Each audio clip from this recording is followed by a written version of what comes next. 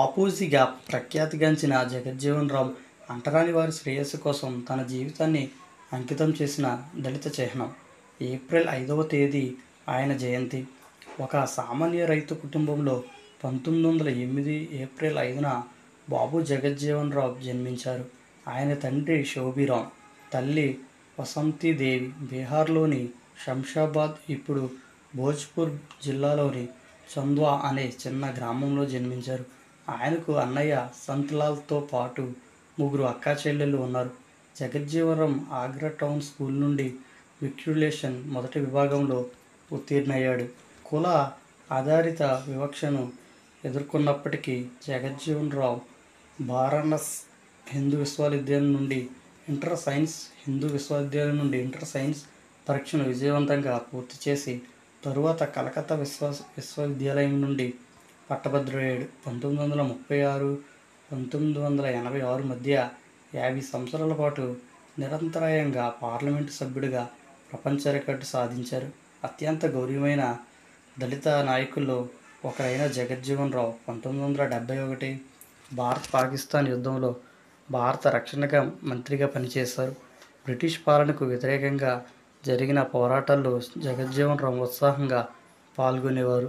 సామాజిక సమానత్వంపై అందరినీ చైతన్యపరిచేందుకు 1934లో all India displaced classes link Akhil Bharatiya Ravidas మహాసభకు పునాది వేశారు. అలాగే 1935 అక్టోబర్ 19న దళితులకు ఓటు హక్కు కోసం హమాడ్ కమిషన్ ముందు వాదనలు వినిపించాయి.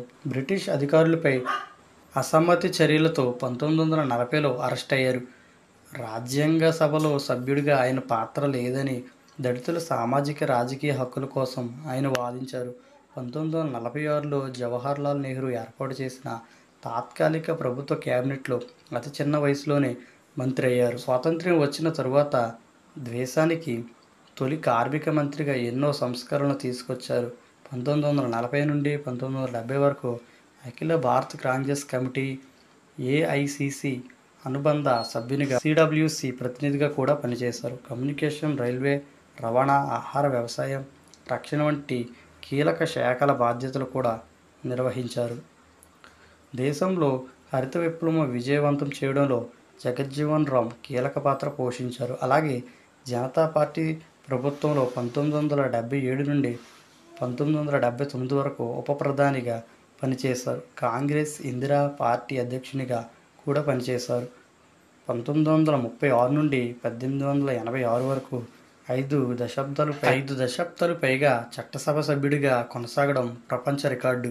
స్వాతంత్ర్య దేశంలోని తొలి ఎన్నికలు జరిగిన 1952 నుంచి ఆయన చనిపోయే 1980 వరకు పార్లమెంటు సభ్యుడిగా ఉన్నారు. దేశంలో ఎక్కువ కాలం పనిచేసిన క్యాబినెట్ మంత్రిగాను ఆయన రికార్డు సృష్టించారు.